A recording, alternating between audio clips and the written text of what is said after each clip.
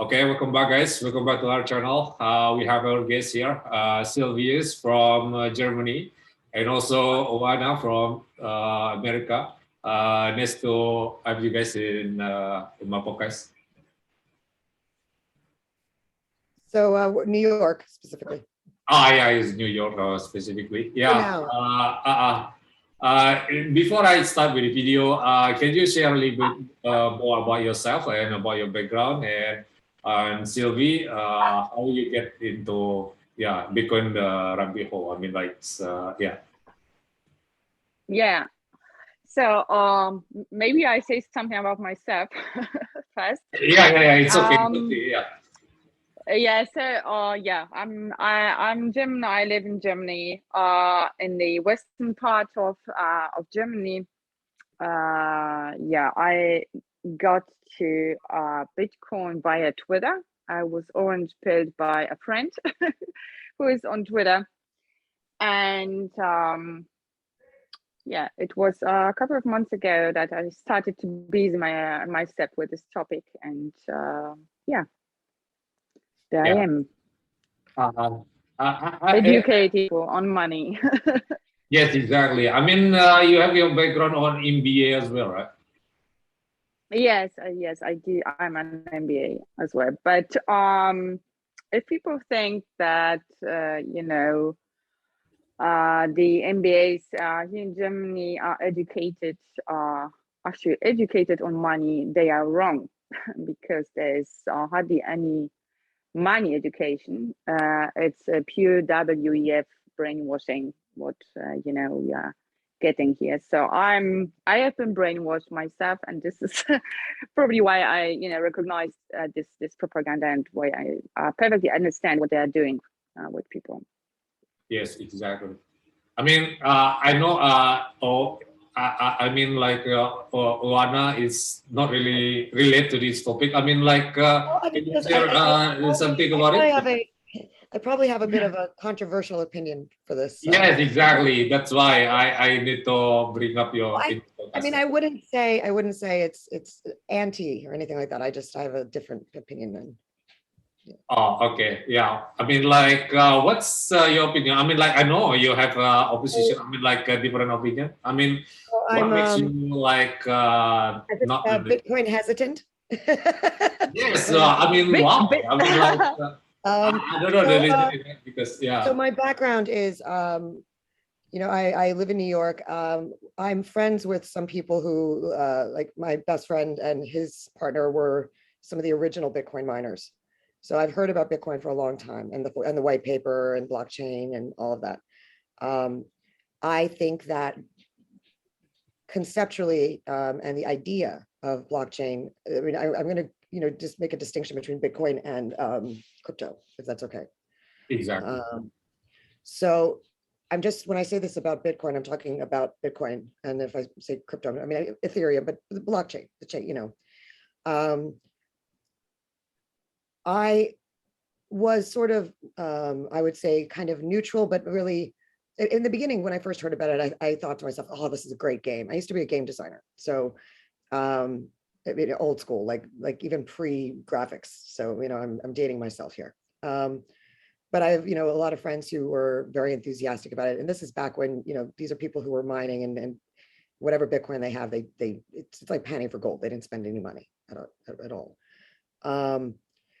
But I've been sort of listening along the way, and there was a couple moments of without getting into too many names, like I remember when one particular person got into it, and this is around fork time, and I was a little I mean, I've heard this person be called like the cancer of Bitcoin a bit, and that worried me, or sort of stuck in my mind, because granted, sure, it's Wild West, but the promise of the white paper is to avert and sort of not just decentralized currency, because that's not what it does, but decentralized risk. I think by risk of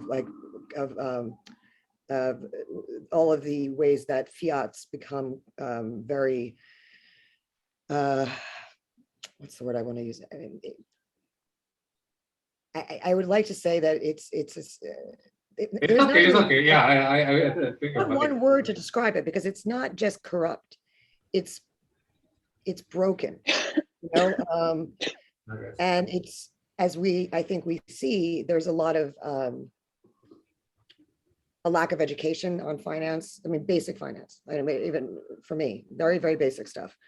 We don't educate kids anymore, even on how to balance a checkbook, let alone how to, think about things like investments, or, why, taxation, or global finance, or, trade of any. So basically trade that's the thing. So trade, what basic trade is, and what the idea of real free market trade is not taught. It's barely discussed. And I think that when I first heard about the white paper, this idea, very simple, that you take out the middleman and you can have an exchange of goods for, another good, basically, was fantastic. Even the use of it, even in controversial ways, like in, Silk Road, whatever your opinion is on Silk Road, there was something very fascinating there, where it was allowing a online community to function independently, and just try to solve problems that government was not only not solving, but causing much larger ones. I mean, not to say that Silk Road did it perfectly, but it's still, the technology provided that kind of opportunity to people. And obviously that wasn't just Bitcoin either. So when I heard about it, I sort of was playing the game sort of vicariously through my friends. And one of them has kind of stayed in it. He's become very much a, what's it called? I think it was after the second fork, not the one that's like the promise of like instant exchange, Bitcoin Cash. I think that's what it is. I think is what Yeah, it's the fork of Bitcoin, right? Yeah. Right. Now, my best friend is much more frugal and much more conservative and moderate. Like he's always known, he says, I could lose it all. Like he just, they stopped mining when you needed to purchase more equipment in order to do it, because then they said, now we're putting money in and it's not. One of them is still involved. And what I thought was really terrific is because, my family's from Eastern Europe. My mother's from Hungary via Romania. And as a kid, I used to go to Romania a lot. And I remember one of the weirdest laws in Romania was that it was illegal to have dollars, but there was dollar stores, literally stores where you could use dollars. So if you got caught with $20, you were going to prison, but still there were dollar stores. So, this didn't make any sense. And if you went to a store that took dollars, you could find things you couldn't find anywhere else. Like you could find coffee, toilet paper, toys that didn't look like somebody gave it to a child who was incredibly naughty and wanted to make them cry, things like that, like really quality things, and stuff that sometimes nobody can find, Coca-Cola, double mint gum, and that you could find in a dollar store. So I remember that. And I remember thinking at the time, so this is a kind of a way of creating a market, even if in a way motivated by a similar thing, where the people just want to trade with each other and say to, whomever is trying to control the people more than the market, the people, because that's really what it's about. I mean, limits on free trade and creating of cronyism just limits people's ability to do the things that they either want to do or grow wealth or any of it, or even have the ability in a restaurant to not run out of coffee at noon. Like, I mean, that's what it was like there. So I thought that was really exciting. But over the last couple years, I've noticed something that's really, and especially now, I think my opinion of this has kind of become very, I've pissed some people off on Twitter, in fact. And this is something actually that I find even more troubling, is that a lot of the behavioral attitudes around fiat are now kind of soaked in, like kind of come into Bitcoin. And what I mean is this whole thing of like, well, we told you to do it, you didn't do it, now that the world is going to shit in hell in a handbasket, too bad for you. We told you, we told you to invest in Bitcoin. We told you inflation was coming. That sounds a lot, I live in New York. It sounds like the assholes on Wall Street after they have a couple lines of Coke. that's what they sound like. You know, they're like, too bad I'm the hot shit and you are screwed. And there's, you know, this talk of like to the moon, and, you know, it may as well be, you know, Wolf of Wall Street going, you know, like, oh, you know, it's really not that different, yeah, it sounds right? typical for And Bitcoin. so, Yeah. and so the worry I have about it is that people forget that as much as Keynesian economics is wrong about the economy, I think being entirely based on sentiment. I mean, right now, I think every time President Biden talks about how great the economy is, they're just playing the Keynesian, like all of economies are based on sentiment, you know, sentiment, which is utter bullshit. Like, it's not, I mean, sentiment plays a part, but it's not it. With Bitcoin, there's this whole now like FOMO approach. People are afraid, and people are doing things like mortgaging their property in order to get Bitcoin. You know, the reality is that for most people, for the vast majority, if you need to get milk, you're not going to be able to go to the corner store and get it with Bitcoin. During the, you know, lockdowns, sure, you could go to Amazon, but there were still things people needed to do, and then you were not going to get that done with Bitcoin. And the thing that really scares me about Bitcoin now is that all of the promises that were made by that white paper, we're in it. We're in the middle of totalitarian creep. You know, I have to move. I can't work. I can't go to a restaurant. I can't go to a bar. I can't go to a concert. I can't go to the theater.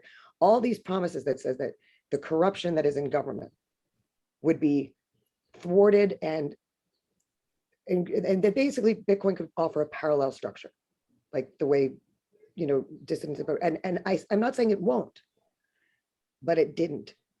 And until people start talking about that, honestly, I don't trust the community now. And I don't mean everybody. I don't mean you as an individual. I just mean there's something about it that's gotten kind of juvenile. And it's not the older people that were in it. There's this younger generation, I think, that understandably, all they've seen is struggle and wanting to find ways, you know, work fast, not smart, work smart, not hard, you know, all these kind of things that are like finding their ways. It's like this weird balancing act. And I worry that what's actually happened is that we're creating and this is my biggest concern about it, is that we're creating a new form of essentially fiat. And by that, I don't mean something that has central bank. The decentralization is not the only thing that solves the problems of fiat. You mean the people's attitude to act like in also a ignorance. fiat system. But also, if people don't understand how something works, and but here's where I get really worried, is that a lot of people don't understand that digital currency or cryptocurrency is not what Bitcoin is. Like, it's not, it is, but that just happens to be like saying, you know, $1 is made of paper, or a dime is made of, you know, metals. It's the tool, it's the matter. Like, even though it's zeros and ones, it's immaterial. You know, it's a way of, like, the promises that I see in NFTs, for example, that utilize blockchain, that I see it as a way of potentially offering a system and a methodology that will make it so that you don't need to, it's not happening right now. I mean, I see the same kind of thing, because I'm in the arts, some of the same exact problems that go on in the galleries now, I'm seeing sort of getting established in the current way that NFTs are being marketed and sold, but and also in this sort of societal, like, well, if you don't know what it is, you have to figure it out. Like, this gatekeeping, where the gatekeeping should be something else. Like, this is where I think my problem, this is what I mean. In the arts, the gatekeeping should be time, talent, rehearsals, practice, energy, desire, right? Yeah. And then you find people to help you with the stuff in collaboration that you can't do on your own, like the internet's always been, right? Yes. That the challenge of getting to that, and there's a bit of this almost attitude, like, better get in there first, or you better, better do this in such a way that you can, make it, make money, get out, right? Yeah. And then, of course, I wonder if that's not fueled, and I'm just going to use NFTs as an example. And look, I may want to make one, so I'm not going to call any of the markets by name. Okay, like, I'm not going to do that. But let's just imagine it like a gallery, right?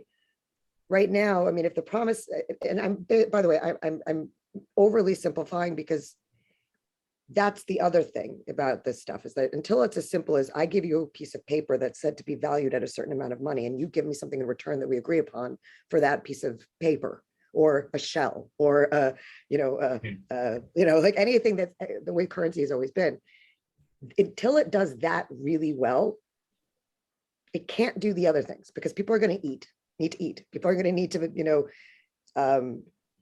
have a livelihood. And it's not just about earning wealth because, Yeah. we get rich. It's a livelihood. I mean, there's a reason why trade gives you a sense of purpose, right?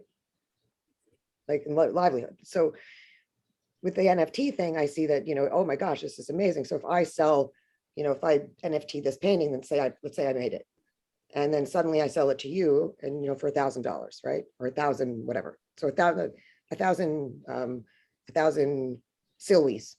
The new currency is called a silwi, right?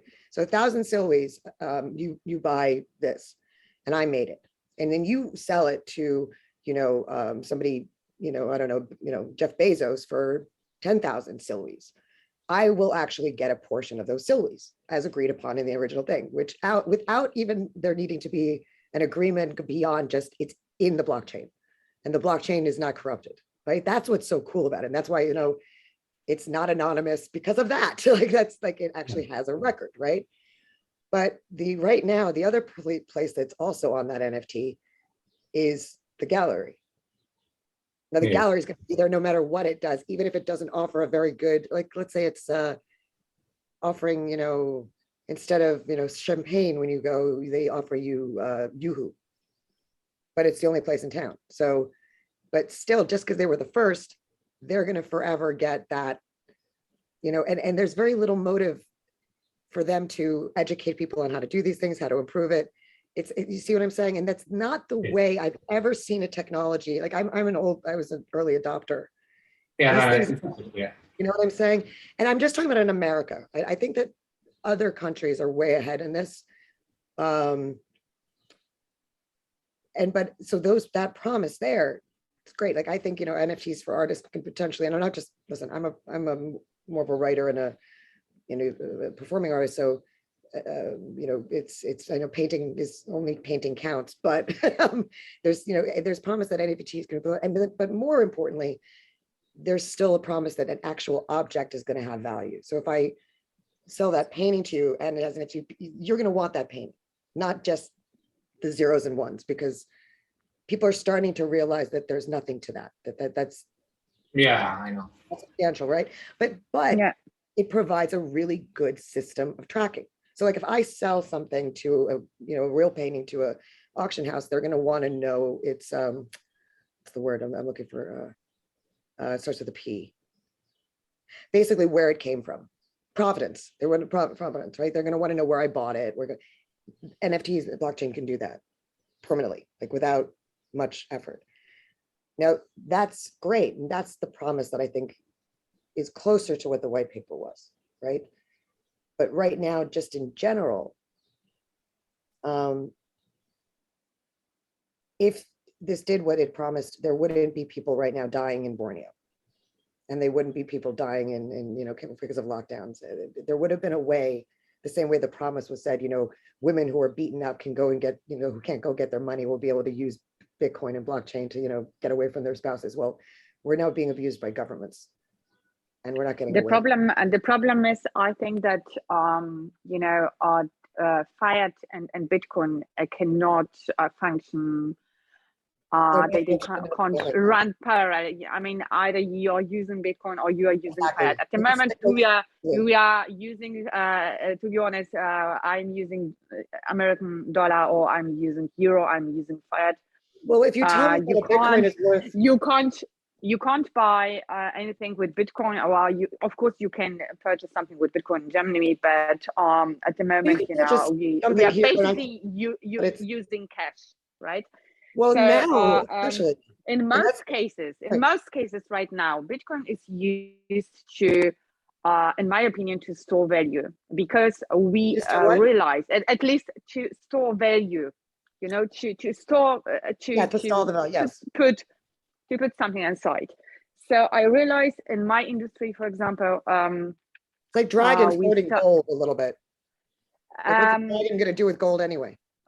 we start to have trouble with payments because the suppliers in many industries here in Germany stopped to accept euro, and they also stopped to accept the American dollar as payment. They want crypto. That's happening here too. So if you are, trading with people from Turkey or from China or, from other countries, they ask for crypto, whether it's Bitcoin or something else, if you have an industry, because they realize that the dollar has so little purchasing power that they won't accept it anymore. So you are forced more or less to use it. But I did get your point. That but let me ask you a question about that though. So like what I was going to get to there is that, like, so obviously the lack of value in the dollars is sort of artificial. It's basically like we have a coin shortage here, which is, this is because of the printing. Okay, if you keep printing and if you have a lot of a currency, but the coin it's bound to happen. But the coin shortage is weird. So like, this is a great example of why and when it goes into crypto. So, if the promise of Bitcoin was that a person who wasn't, connected to Wall Street and wasn't, basically an everyman, right? That they would be able to be, have the flexibility and also the ability to basically, not drown if, governments went cuckoo, or even be criminalized, right? Well, if you're an average person who, for example, goes to the laundromat and there's a coin shortage, you can't do your laundry if the laundromat is not upgraded to another system of doing it. You can't go, like people still have to put coins in meters. Some people, 50 cents may not matter a lot to the average person, say in Palo Alto, but 50 cents will matter to somebody who has, family of 5 kids and needs to buy milk. It's gonna matter to them. And so, this whole kind of thing seems to me, what worries me about it, and I'm not saying that it's not a good tool, and I'm not saying that the whole thing is not gonna work, but my biggest worry is that people are not gonna understand the difference between Bitcoin and crypto. They're not going to understand that Bitcoin is not anonymous. And I think there's a reason this has been a disinformation campaign about it, to like make people nervous about it. And then suddenly, like the yen, there's the digital yen. Suddenly the government creates something which, that the government's provided with dollars. Oh, so it's made by the government. It's not by the people who have not, they are trying to systematically teach us not to trust each other and to depend on the government. Therefore, when the government creates a crypto, that they're already used to paying for things digitally, and they've heard all this great stuff about crypto, they're not going to understand that it's like being dragged into the henhouse by a fox, right? The fox saying, and that's my worry, my biggest worry, because the more people treat each other like their ignorance is not, so, okay, I am anything but a socialist. You know that. I am very much not.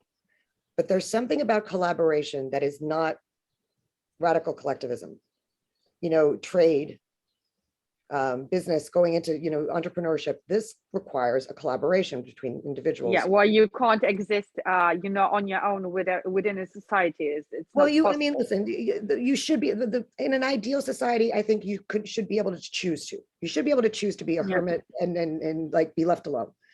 But if you're working in the financial world, and what you're deciding to do is try to play this game where you're trying to make sure that the man is not going to destroy you when the man decides to have a totalitarian creep go through your entire, world, which is what we're dealing with. And you don't realize that having an ignorant population about what you're benefiting, you're basically building exactly the class system that people claimed existed, that led to revolutions. And it's not, it's manufactured. And I feel like people are walking headfirst into it, and they are doing so not because they're intending it. They don't understand that. And a lot of it, I think, is not people not experiencing what it's like to say, okay, how am I going to pay to get to work? Or how am I going to pay? Here's what I mean. if the lockdowns and all that stuff hadn't happened, and if the people's need to be around each other, for example, and like I'm speaking from my own experience, like my friends who are in say places like Borneo or you in Germany, like I've talked to you when what's just going on in Austria right now. If we can't find a way to easily, even better one, more simple. I'm in a city where people who go to a restaurant, if the restaurant does not want to follow the mandates because they're they're horrible. This is where Bitcoin could have come in and said, okay, let's create a fund that we will provide for anybody who we know has been charged, that it will be like, this is where it could have done extraordinary things, but it didn't. And rather than sitting there and thinking and going, okay, what's missing? What have we done that's, and I think it's the human element of trade that's not there. And then also all that time right before this, when it was like, all the talk on the, the pizza and Burning Man and to the moon, and like, it started to sound. Okay, so you think it's, you argue that it's actually, difficult, because people are simply buying and storing Bitcoin, they're holding, and they are talking about it, how cool everything is, and but not doing much. So, I mean, here's a silly example, right? Like, when the GME and, AMC stuff started to happen, right? In last January, I think it was. I am a person that never learned how to invest. And every time I would try, I had friends who worked for like Goldman Sachs and, derivatives and all that. And they would always say, oh, if you, under 5,000, it's not worth it, or, save it and like spend it. Basically, I never learned because I never got to play the game. And I keep saying play the game because I love, for example, I love blackjack. I don't lose because if I play the game the way, if I could sit at a table and hold for long enough to break even on like a $5 table and stay long enough, I don't lose. I've never lost. Like I'm up. I've always been up, and it's just a way to just basically playing the odds, and you could feel it, right? But there's certain things that make it work. In this, there's no, when you just have a bunch of people and, doing like sort of insider kind of, like, when I was, how do I put this? When I saw, even though I knew nothing about the stock market really, the way that people were talking in the Reddit stocks about what they were doing and why, the way they were talking about how, and I was here for Occupy Wall Street, and I even suddenly got another impression of what exactly had happened, that it wasn't just a bunch of Antifa assholes, wanting to say eat the rich, that those were the ones who infiltrated what was a movement that was trying to say, this is what's happening to everybody. And what do we do about it after 08? And it went away. And then they said, okay, well, we don't want this to get corrupted. So how can we do it? And look, I'm petrified of Marxist revolutions because you know how that happens. But I was like, wow, this is like a revolution that's like Silk Road, meaning it's away from the people so that they can talk to each other and come up with things. And look what happens when people just decide to come together and not get rich. That's not the main goal. It's not. The main goal is to say, you cannot do this to us anymore. Whether they win or not, that's the goal.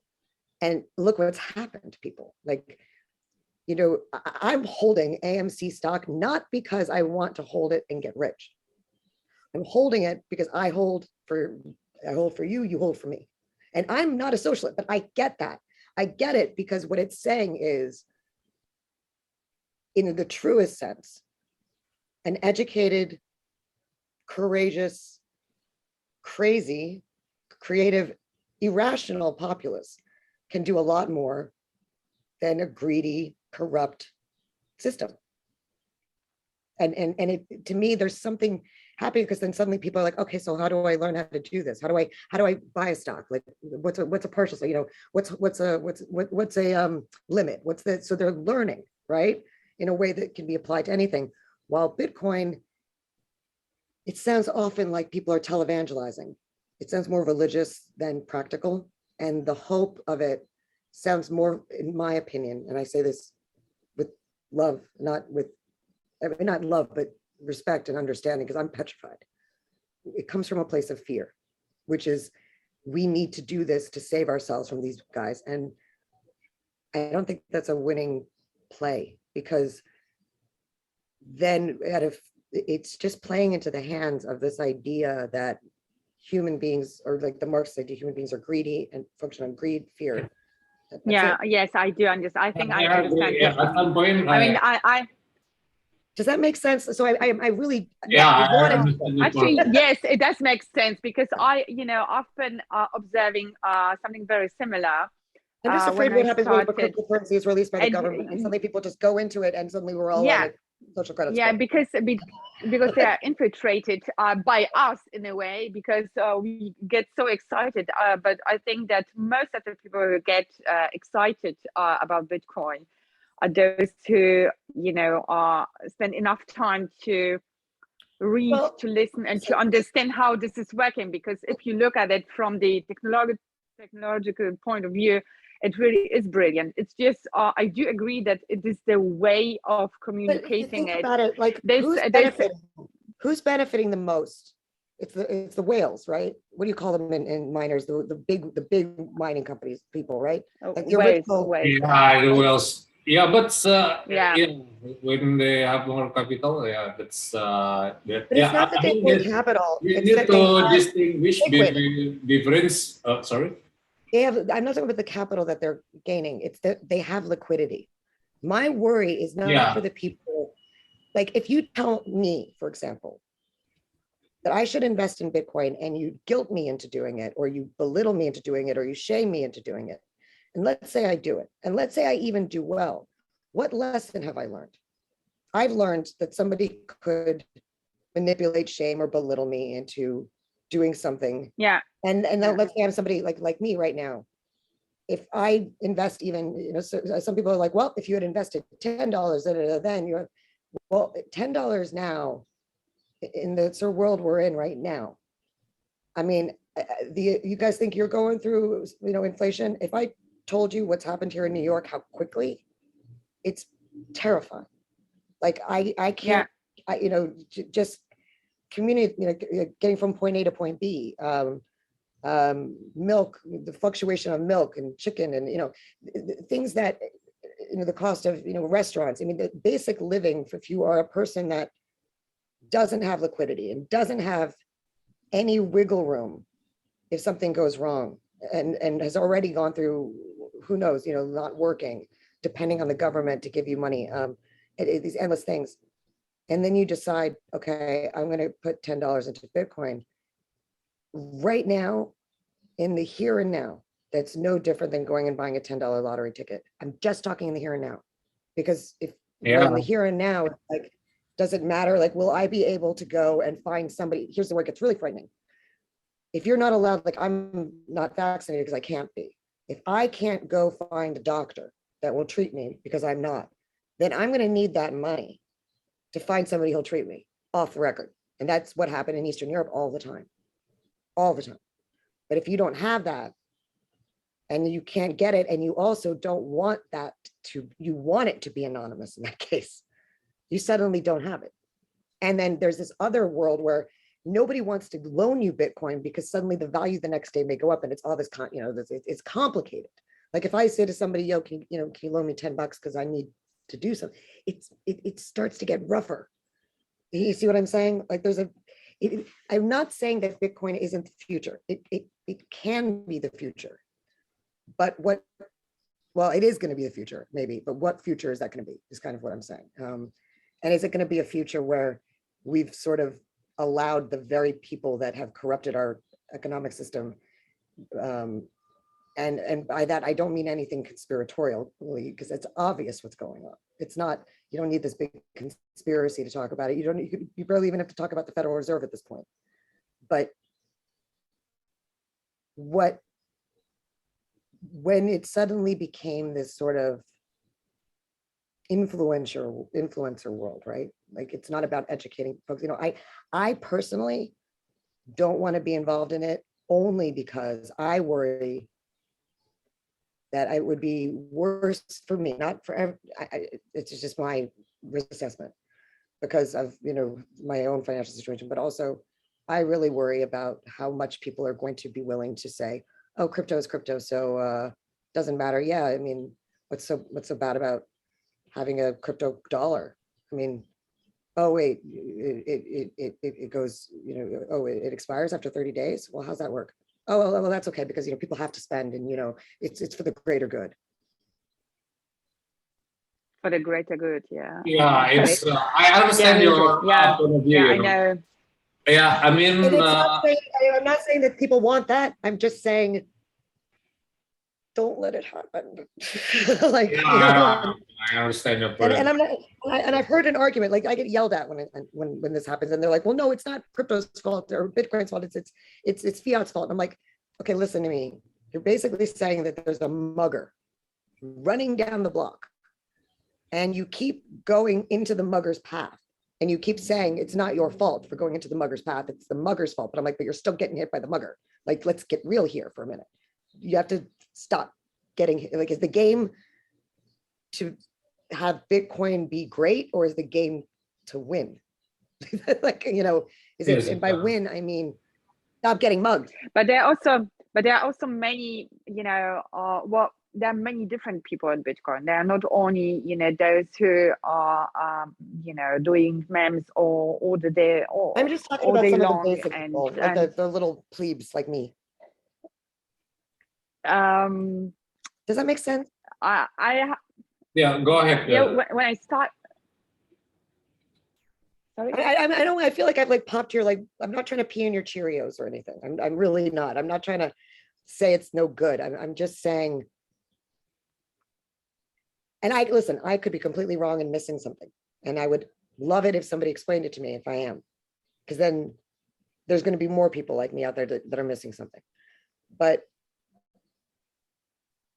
what I wish I would see is that when there was all this talk of, look, what this will do for corrupt governments and people who are in situations where they're not able to spend money or do certain things because their government is restricting them, right? If this is happening throughout most of the world, I mean, look at Australia, right? You know, even if it was just used as ways to get people, like, why do we need governments to go into other places right now and rescue people? That was part of the promise of this stuff. Like, if we can exchange between us, then why do we need to do anything waiting for government, right?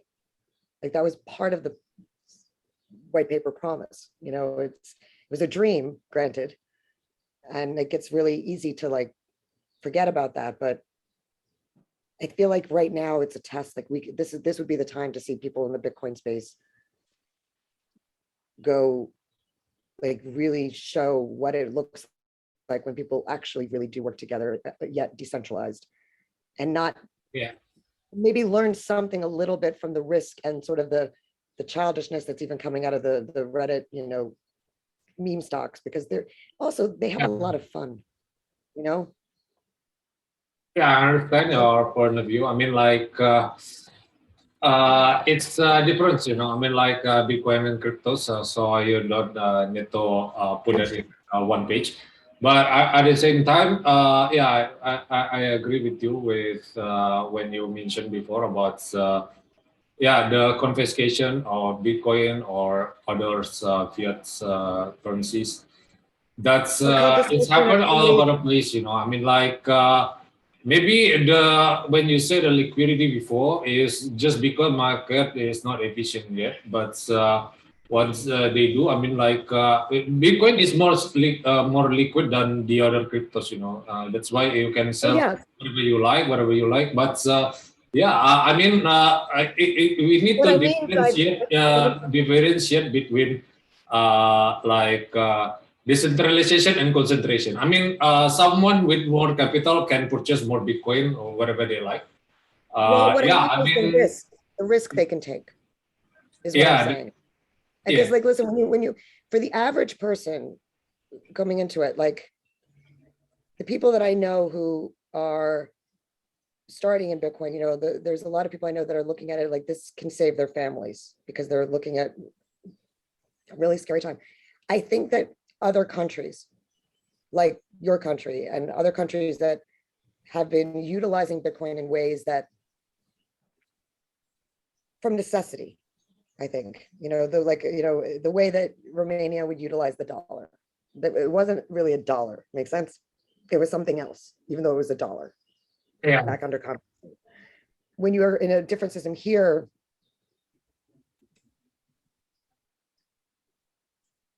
there's not as much,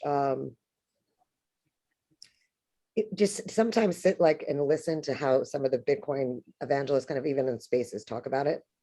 They're young. They're guys that are really young, and not mostly guys, some girls too. The women are, you know, Yeah. it's not a gender thing. It's just that their enthusiasm doesn't come with the wisdom of like, hey, guess what? You've got to figure out how to go to your parents' funeral and you don't, or your mother's funeral, and you don't have the money for the plane ticket. What are you going to do? Just basic, like Southwest Airlines is $69. They don't take Bitcoin. You've got an hour to book your flight. What are you going to do? Like, is it easy? How much work is it? And it is these moments when that's when it should be as simple as possible. And that's when it gets frightening. And that's the hole that government run crypto can fill. Does that make sense? And then it becomes more dangerous. That's all I'm trying to say, is that simplify. Yeah, I know. I mean, like because, in the US, yeah, sorry. Yeah, in the US, I think maybe that's the case for some people. But on other countries like Turkey or countries who the currency is like a shitcoin, I mean, like this hyperinflate. Yeah. So yeah, I mean, you need to hold something that's is you know, like stable and predictable. I mean, like it's hard money like Bitcoin, because if you're not, you're gonna get run by the government. I mean, like the government itself. I mean, like the president of It must Turkey, be a very independent feeling. They ask people to like save in lira, Turkish lira. So I don't know. The president is promoting their coin, and then that's why I mean, it's which the government president? cannot control anything, right? Yeah, that's why President of Bitcoin your can escape the totalitarianism, you know. But How? yeah, I understand. At some point, I agree with you. No, I'm curious about this because I don't know about this. So what were you saying in your country, right? You guys are promoting Bitcoin as a way of stabilizing your own economies differently than fiat, right? Is that what you're saying? There's a saving account, you know. I mean, like it's just putting my wealth in it, you know, because the Right. So the value right. is there. Yeah. So if you want to go, and it also allows you, it gives you an opportunity to trade with, see, that's the thing this is the thing that's actually awesome about it still, I think, is like, I remember when Romanian lira, you know, when it was the trade of monies, like I remember we had to buy medication for my grandmother from Switzerland, right? So you had to deal with all of that stuff. The fact that you can trade across, I'm just talking, you know, a lot of what I was saying is mostly, you know, nationally, the worries that I have, because there's really not much going on internationally right now in the day-to-day world for a lot of people. But what you're saying is allowing you the ability to trade with people like you, me, you know, in another currency that we both, it's like sharing a language. It's like, you know, if we all spoke like Yiddish, you know, right? Like, you know, it's maybe it's like almost like the Yiddish of a currency, kind of. Does it make sense? Sort of a way of communicating in currency across boundaries, and that's terrific. That's something that I wish I had the money to. I wish I could not feel guilty if I put even 50 in Bitcoin right now. We'll look forward to the day that that's not the case. Yeah, exactly. I mean, yeah. And Sylvia, you have another opinion? I mean, like, yeah. Well, the whole idea of Bitcoin is decentralization. I mean, I don't need to explain this to you. So, you know, the independence from the government. So I think the reason why people are doing it is because they are partly, you know, hopeless in a way. I mean, because there isn't any other alternative. If you look at the European laws, you know, at the domestic laws, also in Germany, right. There is a way for the government to restrict gold, you know, to take the gold of the people, to size people's assets. So the only thing that the German government couldn't do at the moment, and it will be very difficult for them because of the new law in Turkey, is to take or prohibit crypto. So people doing it, in my opinion, are out of hopelessness in a way. So the new law that is to come, in my opinion, in Turkey, will have a ripple effect on Europe, Happened in and Turkey, especially exactly. in Germany. I'm out of the loop. So the Turkish Prime Minister, proposed a bill to the parliament, issued a bill about cryptocurrencies, to allow the citizens to hold and to trade crypto. And this is huge, this is big, because there are many Turkish people living here in Germany having the double citizenship, the German and Turkish one. And you can't, basically, as a German government, you can't prohibit crypto when such a huge part of the population is allowed to hold it because of the, pardon me? So it's been prohibited. No, it wasn't prohibited, but they were talking about restricting it. This was some time ago, but they started some talks to tax it, to restrict it, to prohibit it, to do this and that, and they can't do this anymore. Well, because also because the German industry, gradually starts to depend on it. So what I understand, or what I got from, I hope I got it right from what you were talking about, is that people are basically buying Bitcoin, and everyone is very excited on Twitter and posting memes and Bitcoin to the moon, everything is amazing, but at the moment people are just buying, holding, but there's no use for it. This is just sitting there on some hardware, and nobody's doing something with it. This is just starting, in my opinion. I mean, there is there has to be volume of assets put into crypto, and people it has to be distributed in a way among the people, so people have to have it and hold it. So they at the time when it starts, and when it's stored and it's starting to flow within the system, people actually do have it. So this is actually yeah. Ask you two questions. I have one thought that completely contradicts everything I've just said. Completely gets rid of it. And another thought that kind of reinforces sort of my worry. And obviously, because we're all in 3 different countries, what I'm going to bring up is very specific to the US, which is that our president has talked about having the IRS start to monitor and track basically anything in a bank account that is higher than $600. That number, I remember, yeah. Because $600, anything under $600, my father's a CPA, so he's an accountant, tax accountant, tax lawyer, CPA. So I know hearing, $600 is sort of the magic number, that if you get, $600 can be a gift, right? So hearing them say that, first of all, that means that's not about taxing or making sure the people who can afford to, most of those people are actually getting a refund. So it's just scaring people, right? When that moment, like that kind of thing, I think shows the promise of Bitcoin, because in a moment like that, you can say taxation, like, the joke, taxation is theft. It's not only a full joke, it's a partial joke, but I'm not going to let you do this. I'm going to create a parallel structure where I do trade in a different way. Screw you. That's great. That's terrific. But then here's the flip side of that worries me a little bit, which is apparently the way that, correct me if I'm wrong, for Bitcoin to really, Bitcoin oftentimes seems to do well when people get scared, right? When people buy more and they hold it and then they get more involved in it. So it's almost like the underlying game that's being played is one where everybody has to lose to win, right? And I'm just saying that's, I think, the feeling that worries me about it. Because Okay.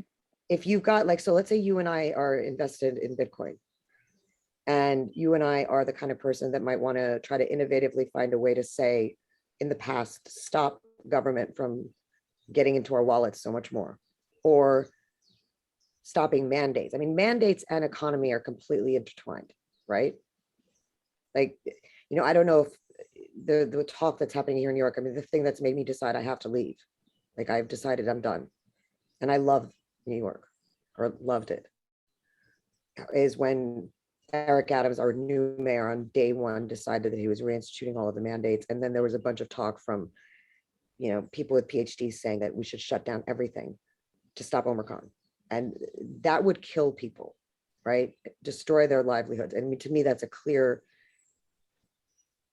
totalitarian act of war, basically, is what that is. If that happens, you know, cities collapse, New York collapses, you know, and there are people who see the same way that people have bet against, like when Soros bet against the British pound, that there are people that hedge against them. They need something to lose to win. That's that trend that wasn't what this was about worries me, because I hate to say this way, no matter how innovative people are, these bastards have been playing that game a lot longer, and they'll win that game. Like if people are hungry and starving and scared and can't see their friends and family and suffering and going out of their minds, they're not going to be the ones who are going to be able to. Yeah, I agree with you. And it's like a hope experiment, right? So I'm just saying it's the conversations that happen that worry me. It's not the technology. I think the technology's got tremendous potential, but much like, listen, it's not fiat itself. It's not the currency that was the problem. It's the way fiat was underneath the nose. Actually, it is the currency in a way, because I mean the problem. I mean the history. The dollar is backed by nothing. Okay, so the problem is that that if a currency isn't limited, okay, then you can alter the value of the currency. So they basically just, you know, put the printer on and print, and that's the difference to Bitcoin. Is that it's limited. Like, okay, so you only have 21 millions, and that's it. And that's the benefit, right? But the tech itself, right? The tech is not bad. Like even if you look at the way trade is done with dollars, or even like I'm just the simple, like overly the basic core principle. Yeah. I give you something, you give me. Even when you trade currencies, like all of that, the idea in itself isn't. Yeah. Just like as a basic tool, it's not bad. It's the way it's been manipulated and utilized, and the way that people can use it for nefarious ends, right? Yeah. That can happen. It doesn't matter whenever you're dealing with people who, I mean, again, need basics: eat, medicine, joy, family, living, you know, stress, like all that. Yeah, I mean, like, I think there's a value in freedom. I mean, like, when the totalitarian happens, I mean, like, when people, I mean, like, the government try to confiscate the people asset. And the Bitcoin is the way to go. I mean, like, government cannot confiscate all the Bitcoins, but they can make it difficult for sure. But at the same time, they try to push CBDC, right? When you have CBDC, you cannot trade easily, because it's all tracked by the government, and then it's when the government see that they don't like, they can confiscate, so that you cannot trade at all. So that's why there is a value in Bitcoin. I agree. I guess what I'm asking is a very simple question. Like, how can Bitcoin be used before the government goes in and tries to seize other assets, something like that? Like in our situation, like in a very simple way, is like, is there a way that Bitcoin can be used, for example, to stop it when government does other things that are the equivalent of seizing assets that might even be in the short run, even worse. Like, how can a government help stop, like I keep saying, like merchants from feeling that they must follow a mandate, for example? What can the people do to try to Well, utilize they have to start to use it, of course, at some Right. point, you know, it has to flow, it has to Or use the create an blockchain technology alternative itself. system. So Right. if you know, this is not going to work if you can't you know, use Bitcoin as an alternative to the government and be within the government system. So Yeah, even it's we like have it's to no different. get out of the government. It's no different than the I think preppers who are just burying gold. Like, you know, if you're not using it, it's, you know. Yeah, I mean the way to like I understand your point of view when yeah, it's like language, right? I mean the currency is like language, is you need to change the one person to another, and when yeah. I don't know, maybe in the I understand your point of view when the people like on the grocery stores or something like that, they need to follow the mandate of the government. It's hard to trade that with Bitcoin, right? But at the same time, you can always find yourself with the retail. I mean, like with the one person only. I mean, like for example, like drugs. You know, you still find a way to use drugs, right? But at the same time, it's not really. Promote what is endorsed by the government, but you understand my point, right? I mean, No, my I English listen. is Look, bad. I I cannot get, interpret I in English. Yeah, listen. I get. I I think completely get your point. I think you know, I do understand that people struggle to get how Bitcoin can work. I think that we are very early, that we are actually at the very beginning, and Sure. I see this thing in the industry right now. This is, you know, not on the, you know, normal customer level, like you going to a grocery store and buying milk. This is on the industrial level right now. It's just starting, but this is my personal opinion. This is what I observed, that, you know, the industrial suppliers are started to stop to accept you know, fiat currency as payment.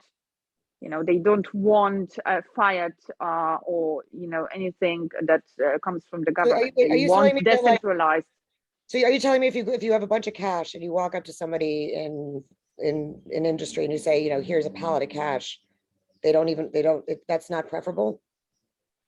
If you you know, have a company manufacturing you know, let's say industrial controls, okay, and you need computer chips for this, or you need some kind of plastic, or you need you know, raw materials or stuff like that, you purchase them, you know, in other countries. There are countries which do not accept American dollar as a payment anymore. So you can't pay them, you know, with American dollar, or you can't pay them with euro, or even, you know, with their own currency, like a lira in Turkey, because They're only accepting Turkey is Bitcoin. saying, they say, you know, we think, or we speculate, we think that there's no value to this currency. We are not accepting it anymore because we are afraid that, and they are not shipping those. This is also the reason how some you know, shortages I mean, listen, can I ask you a question though? develop. Isn't that also a way for them to assure that whatever they save could actually have some growth, because there's no benefit in saving, you know, money right now because there's no but that again, like, kind of pushes towards my concern, which is that what if, just like, you know, corporate, like just like in America, here in America, the marriage between corporate and government got so corrupted that a corporation can decide to, you know, act as an arm of the government and say, if you don't do this, you cannot do this, right? You know, basically trying to get people to. Well, this is on the, you know, this is not between the government and between the corporation. But guess what? Neither is this. Like what's happened here. They'll claim this is a private company that's doing stuff, right? Yeah. Private companies, Yeah. private. My point is that with cronyism, when even if the government doesn't say, I want you to stop accepting fiat and you can only accept Bitcoin or crypto. They don't have to say that. There's enough they can do that will get people to behave in certain ways, especially people with, stockholders. And then what all you do from there is you just suddenly say, all right, if you want to buy lumber to build a house, you have to use digital dollars or digital yen or whatever it is. And suddenly you have to put, like, for example, what did they say to you? Your bank says, okay, we are now converting over to, digital wanas, whatever you want to call it, like, digital wanas. If you convert your money now, you'll get a trading, ratio of like 1.5, 1.2 to 1, right? So for every dollar, you'll get $1.20, right? But if you do it in a month, it's 1 to 1. You do it in 3 months, 75 to 1. You do it in 4 months. But they can't do this. They can't do this. They're already talking about it here.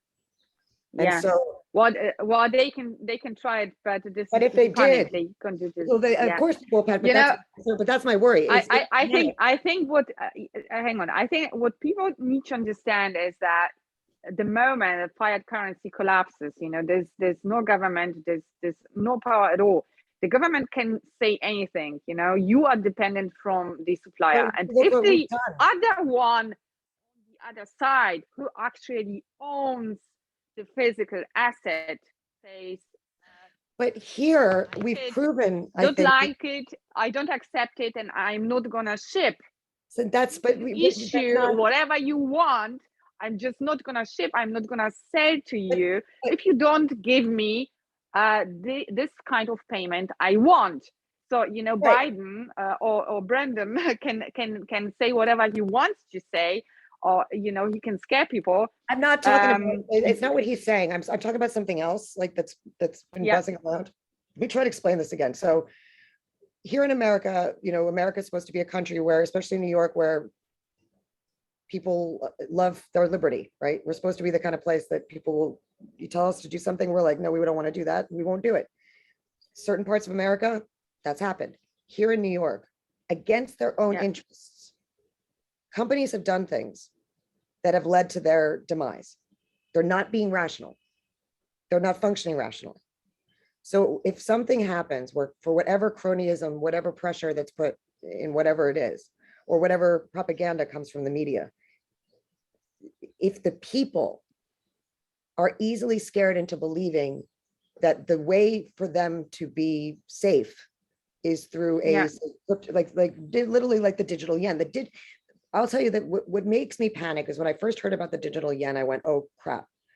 It's been the last, not 2 years, but really the last couple months of these 2 years where I started to get very, very, very concerned about the way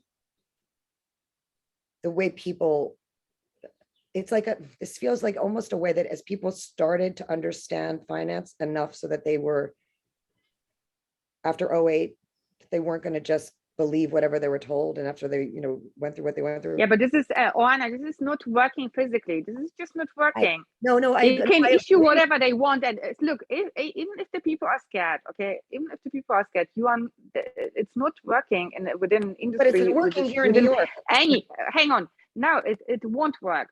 Okay, were we saying like what the government is doing? Hang on. I'm asking you what you're talking about. Let me finish first. Okay. Yeah, that's it. Go ahead. So what I try to say is, at the end of the day, the physics win. They win, always win. You can have a bunch of scared people, the government can issue whatever they want to issue.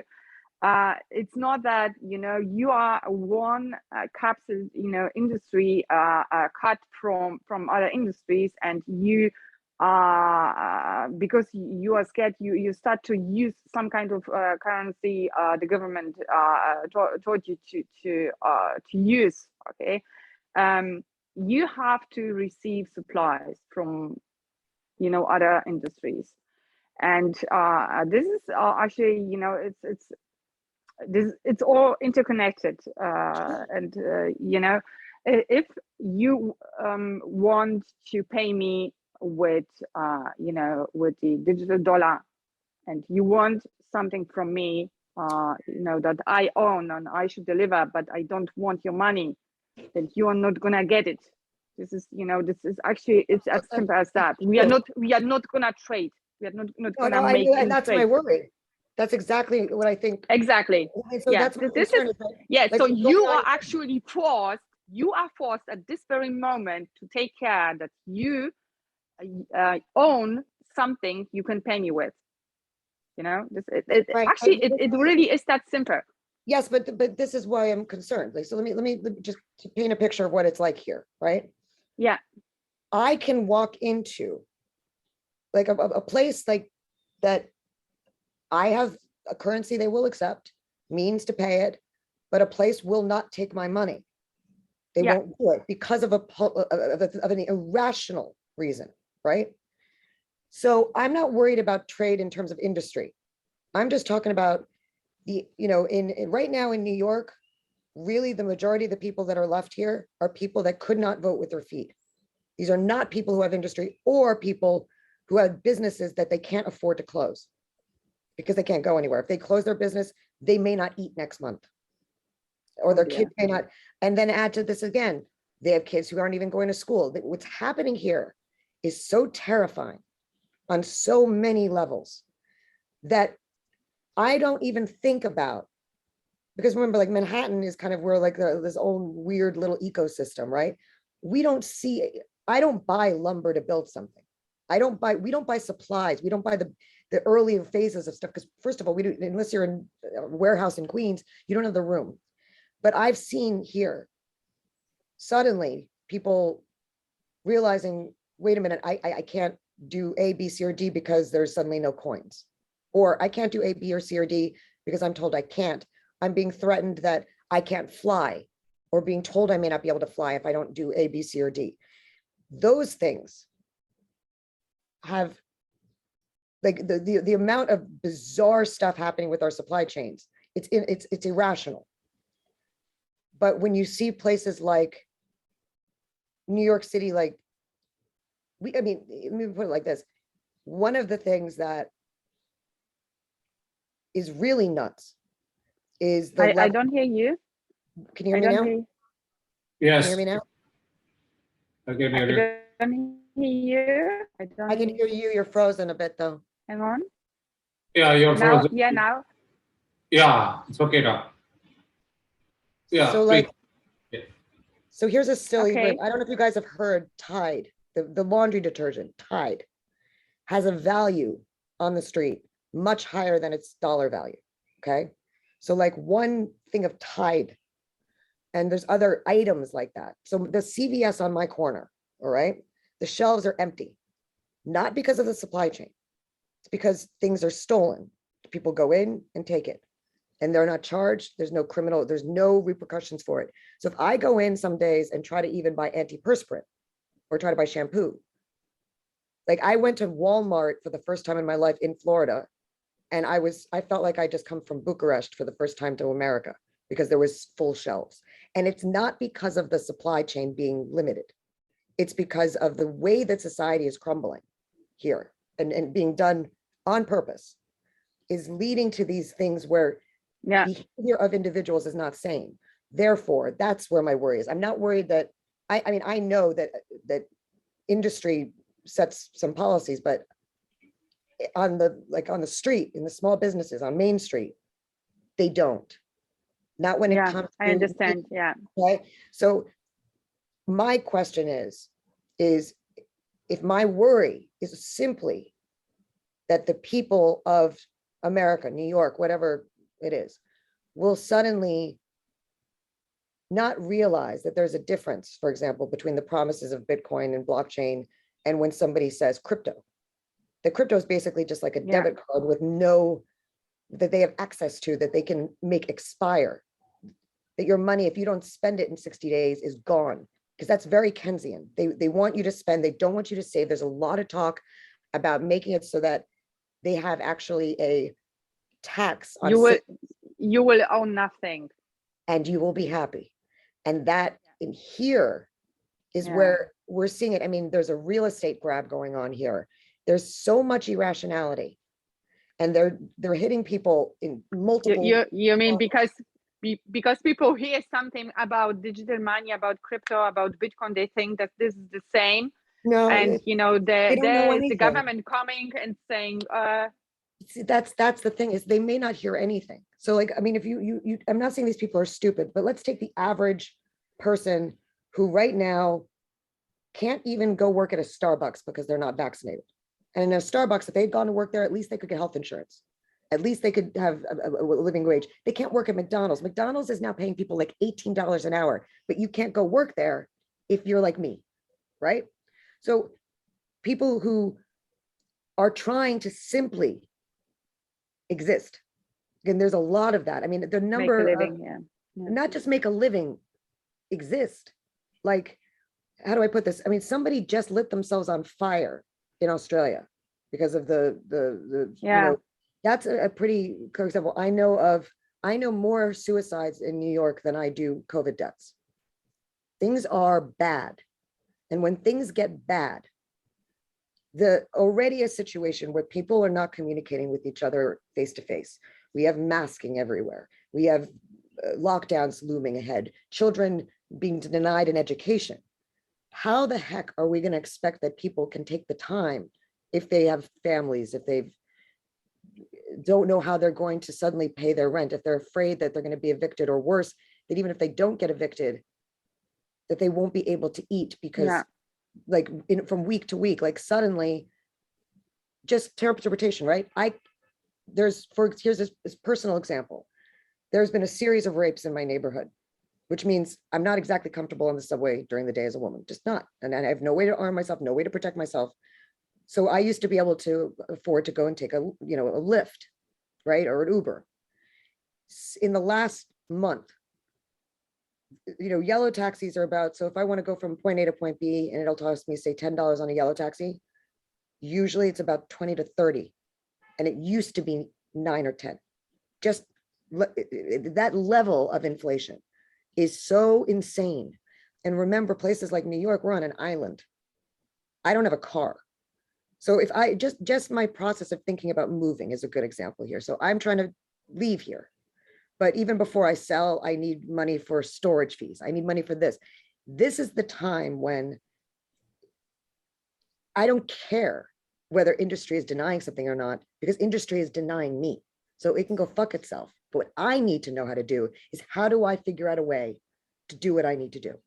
And if Bitcoin is not providing the promise it made, that a person who, I remember these stories, a woman who's being abused can utilize Bitcoin so that they're free from their spouse and not, have a Bitcoin account in a wallet. And this was the promise.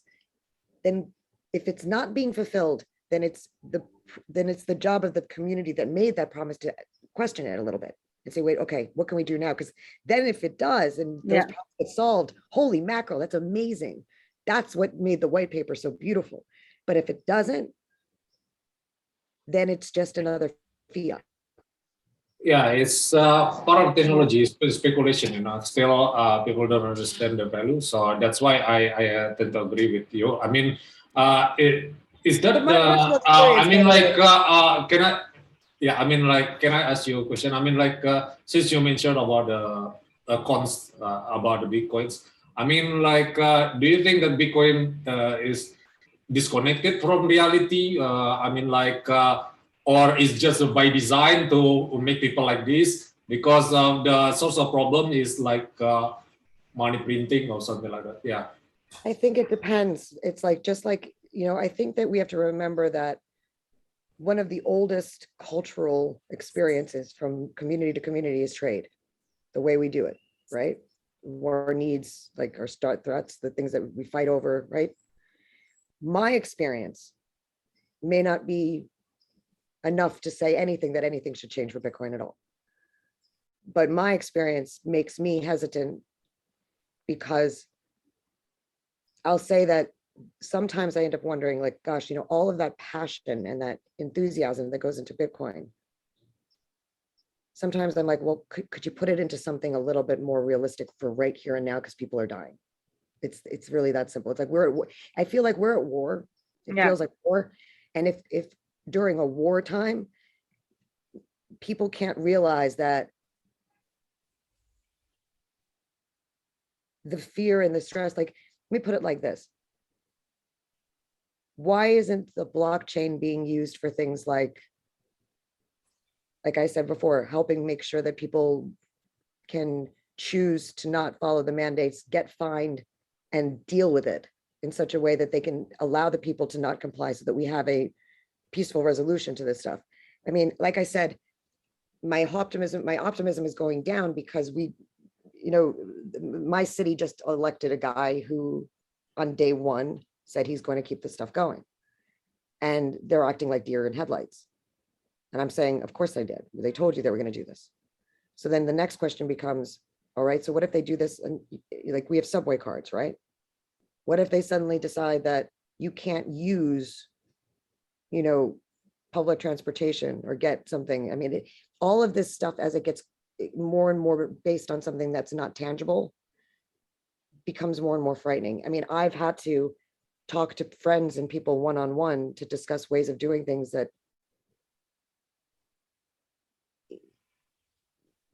it's a conversation. I mean, if I can't go to a bank, or if I can't go to an institution, or if I can't count on any of them, and if Bitcoin feels so away and foreign, I mean, if you ask me, do you want 1 Bitcoin or 2,000 in cash tomorrow? 2,000 in cash. Give me 2,000 in cash tomorrow. 100%, without a doubt. And I know how that sounds, but maybe I'm talking a little bit too much about my personal finances here, but when you have a crisis, or you're under a wire, I mean, if I know that, or maybe more realistic, you can have $10,000 or 1 Bitcoin right now. $10,000 will get me out of New York fast, immediately. 1 Bitcoin will not. 1 Bitcoin is too much effort. It's too much even thinking to figure it out. What am I going to say? What am I going to do? Even if in the long run, it's too bad. But I'm in a place where I just was told that mandates were going to be continuing and enforced. And I have friends who are getting arrested, and thing doesn't look good. I don't want something that I can't walk up to some guy on the street and say, give me a ride. It's that simple. What if my phone vanishes? What if somehow they decide to, Chase decides to cut off my account because I can't prove I'm vaccinated? Well, of course, you do have to have, enough people around you, to actually use the system. But even if Correct. it still requires technology, still requires something that's not tangible. I mean, there's people I know have printed wallets, there's people I know have printed out their Bitcoin, but if I have to make sure that I've got a device on me, what if I don't have it? And what if I need, what if I'm, you have to learn your seats by heart. Well, I mean, I have to try to make a phone call, obviously, but like, I've always carried $50 with me in cash, always have $50 when I travel, always. Why? Because I know that if I get stuck, the odds are that $50 will help me pay somebody to do something. I'm not going to do, that's not going to work with a Bitcoin. Well, you're talking, I think I got your point, but you are, actually addressing so many topics, in one sentence. I think 40 minutes are just not enough, enough for this. I mean, you need, in my opinion, at least 50 to 100 hours, listening to the Bitcoin guys to, listen, I love the Bitcoin guys. I want them. They're this great. is all about. Listen, they're great, and I know this isn't about what it's about. I'm just saying. I know. I mean, I get your point. Maybe for retail person to, have Bitcoin to day-to-day basis. I think it's hard for them to grasp the technology, and that's why it's not really used in many cases. But over the long run, if you put it I don't know, long term, I think this use case itself is not being used. I mean, like why you spend something that like scarce, right? And then I think that's the distinction. I mean, like the difference between the retail thinking than the Wall Street thinking. I don't know. It's just my opinion. I had a thought, but my mother always said something, and I found it interesting. Money's only good for one thing. It's to enjoy all the things money can't buy. Yeah. And I guess that's what I'm trying to say is like, in a time like we're in now, which is so scary, I guess maybe I'm doing a little tough love where I'm trying to say, let's get practical. That's all. Like, Yeah, exactly. you know, I agree with you, the technology. It's not that I'm overwhelmed by the technology. Yeah. I understand it, but I also understand that if I'm stuck in an airport because I can't get on a plane and I need a ride and I can't get a car or, you know, rent car, and you know, all these things start becoming limited to me, I can take off a piece of gold jewelry and I can maybe negotiate with that, or I can negotiate with fiat currency, or I hope never would have to do this. I can negotiate with me, but I can't negotiate with something that's an idea with most people. And so what I'm trying to say is that, yeah, well, you know, and I'm not, this is basically what I told you before. You know, if you offer something and the other one isn't accepting your payment, also Bitcoin, okay, then it's useless. Right? And there's entirely possible someone might say to me, like, there's been trades, you know, I've done some certain negotiations recently that I was told Bitcoin only. So that happens too. So I'm not saying that Bitcoin, I think Bitcoin has an amazing promise. I'm just saying, let's see it, a focus on that start to be the way like NFTs came about, like another thing that makes people feel that they're independent. Right? You know, and it does, I'm not talking for myself. I'm just saying, like, I remember when New York was full of Bitcoin conferences and full of people enthusiastic, and there were, you know, Bitcoin ATMs in the city, and there were bars that only took Bitcoin.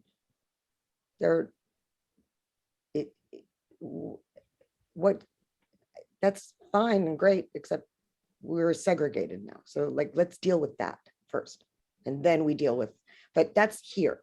That's our problem. And maybe I'm a little bit in shock that we have it because like, it's a problem that. Yeah, I understand. And it's an apathy is really, I think, the thing about it. Like, you know, money can make people cold, right? There's a coldness to it. And that's, you know. Yeah, that's something, I mean, like when, not only on Bitcoin, I mean, like if you have an idea, I mean, like business or something, when Amazon first came, people never thought that it's gonna be big, right? But yeah, there are some people who believe in the idea. Have you seen the images of Bezos recently that came out? Like, yeah, I can see on Twitter, right? Yeah. Oh, wow. What? Sylvia, like, was he actually wearing a cap? Yes! Was he wearing a carpet or something? And there's another one where he's dining on a boat, and the person who is the person who is serving him is masked, and nobody else is. It's like, are you kidding? You know, it's like COVID's been real good to billionaires, real good, real good. But during the pandemic, they get richer. Yeah, that's why. But never anything like this. I mean, listen. I mean, my grandfather was murdered for being rich, literally. Like, they ate the rich with my grandfather, one could say. They tortured and killed him.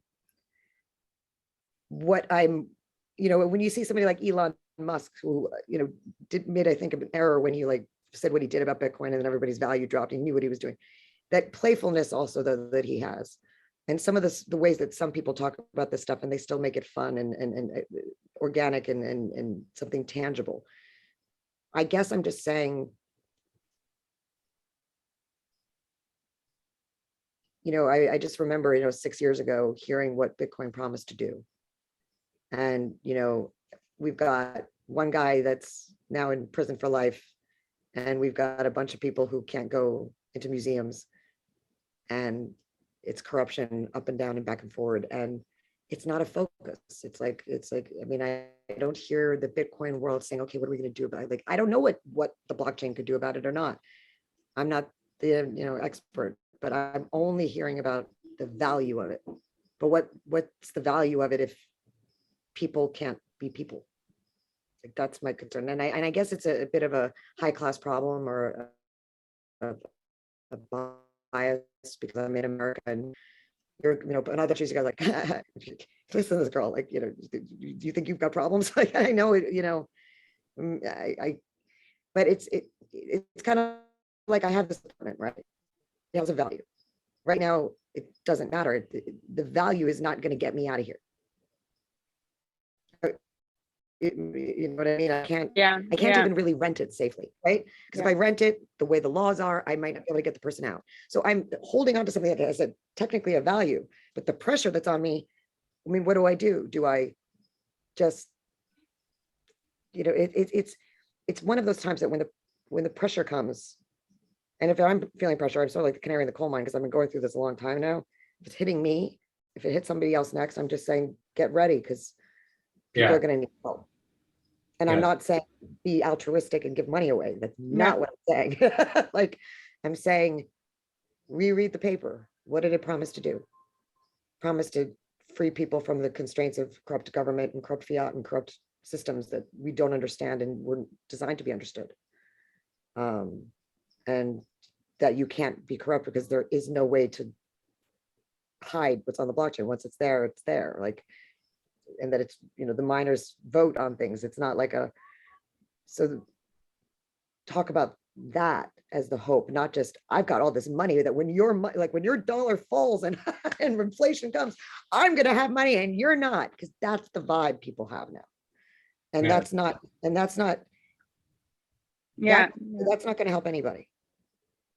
Like, and it's a tricky thing because it's also opening the door. Because you then have very few people having some at least, and lots of people are having nothing. I mean, look, the fact that we can even afford to do this, that we have the technology to do this, we have the internet, we've got the computers, we've got think of all the people. I mean, I see it every day now. Like, I've seen a woman with 3 kids. But this is also the reason why this is also the reason why many Bitcoiners try to we call it orange pill others, to have something to participate in this system, because it is exactly what you pointed out. If you if someone has something, or if you do have something, but the other one isn't accepting, or you're not accepting the payment method, then it's basically useless, because either you or the other one doesn't want to have it. It's I guess all I mean is, like, I remember when Bitcoin in New York was doing all sorts of stuff. Like, they were hosting things and they were doing like charity stuff and they were really trying to. Oh, really? Oh, okay. It was everywhere. I mean, I remember they had a pizza party, because I remember when somebody bought, the first thing anybody ever bought with Bitcoin was a pizza, right? Now, supposedly, like, at the time that this happened, that one slice of pizza would be worth $30,000 that day. When it hit $30,000 for that slice of pizza, there was this huge, massive party, and everybody was so excited and talking about the future of it. People were going to Romania and proselytizing about Bitcoin, and people were doing Bitcoin parties at Burning Man and all that stuff. But now New York is, and it's not, if the greatest city in the world can now be the way that it is here, then it can happen anywhere. And the people that are already distanced, if those people don't start to put their heads together and say, oh, wait a second, okay, how can we use this like parallel structure to make sure that small businesses can stay afloat, not worry about getting threatened by the government and fined and all that other stuff? Because a fine is no different than a confiscation. Like, if I come over to you and say, I'm going to fine you for wearing that black and white shirt, and if you don't give me $500, I'm not only going to take that black and white shirt, I'm going to take your apartment. That's a confiscation. The threat is a confiscation. But if suddenly you, with your system in place, you have the means to say, hey, listen, when the government comes over and says, do this, if you say no, we'll take care of your fine. We'll take care of, just don't pay it. Don't pay it. We've got your back. Don't hold it out. And like, it gives people room to breathe, right? Like, the number, I mean, if you walk down in my neighborhood right now, every corner is closed. It's empty. Blocks gone. That's what the visual is that people with businesses see as, if I don't comply, I lose everything, including my business. Like I went to a liquor store on New Year's Eve, and I was talking to this female owner, it's her business, and she is wearing a mask and she hates them. And she's like, I have to wear this because I can't lose it. Everything I have is in here. Everything. And so, and I can't even express to you how daunting that is. But imagine if all those minds who are talking about all the promises, I guess it's very simple. If we can't stop corruption now with this technology, then we need another one. We need something else, because something has to stop this. Or, you're in Germany, you know what comes. Europe knows. Yes. America has no freaking idea. Yes, exactly. Yeah. Yeah, guys, it's been an hour already. I mean, like, I need to wrap this up. And then, yeah, anything else you guys want to add? Sylvie, you want to say something? Don't comply. Tell everybody. Yeah, don't comply. Yeah. Don't comply. That's simple. Don't comply, buy Bitcoin. Yeah, exactly. Don't comply, and educate people about Bitcoin. Yes, exactly. Yeah, thank you so much, guys, for having me here. Yeah, it's been an honor to be here. Yeah, maybe we can talk about it later. I mean, like, I don't know, maybe one day if the lockdown is no longer open, we meet in person. I don't know. Yeah, we'll try to figure out that. Yeah.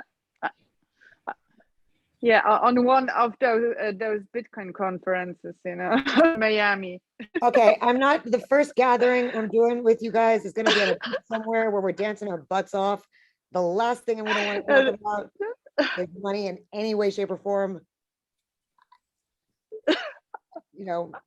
It will, because there are somebody's wearing a Bitcoin tie and nothing else, I don't want to know. Yeah, it's okay. Yeah, it's up to you. Okay, yeah, I understand. Okay, yeah, leave a like and subscribe to our channel, guys.